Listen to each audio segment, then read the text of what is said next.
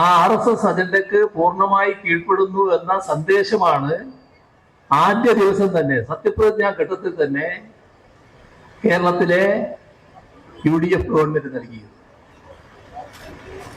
അതിനെതിരെ വ്യാപകമായ വിമർശനം ഉയർന്നു. ഇപ്പോ ചീഫ് സെക്രട്ടറിയുടെ ഒരു സർക്കുലറുമായി ബന്ധപ്പെട്ട വിവാദം നിലനിൽക്കുന്നുണ്ട്. അതായത് കേരള ഗവൺമെന്റ് താഴോട്ടയച്ചൊരു സർക്കുലർ. ആ സർക്കുലർ പറയുന്നത് വന്ദേ മാതരം പൂർണ്ണമായി ചൊല്ലണമെന്നാണ്. അതിനെക്കുറിച്ച്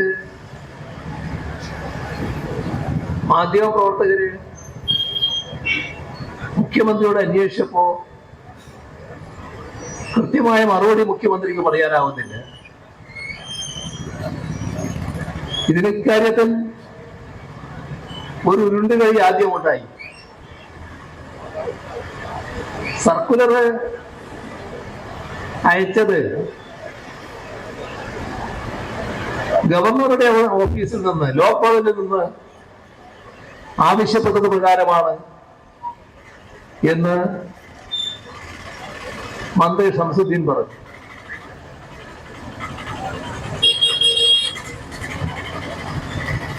അപ്പോ ലോക് ഭവൻ ഗവർണർ ആവശ്യപ്പെട്ടതാണല്ലോ അർത്ഥം. ഉടനെ വന്നു ലോക് ഭവന്റെ പ്രതികരണം, ഞങ്ങൾ അങ്ങനെ ആവശ്യപ്പെട്ടിട്ടില്ല.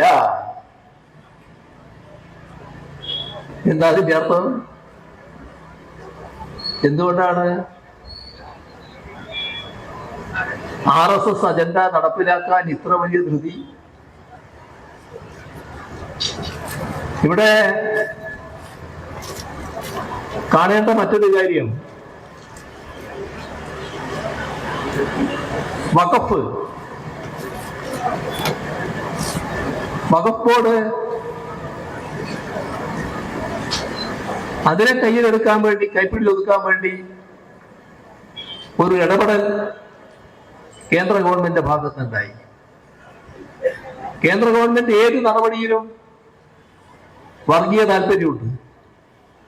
Walk into the world of elegance. The largest showroom of tiles and sanitary wares. Core Stones. Tiles, sanitary ware.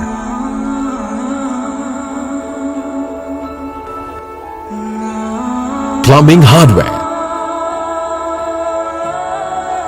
Bathroom fittings. Electricals.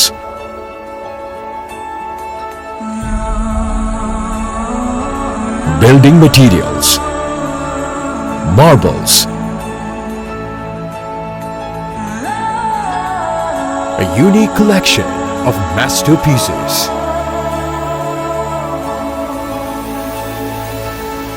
Experience life's journey in luxury. Core Stones, Paripai, Srikandapuram.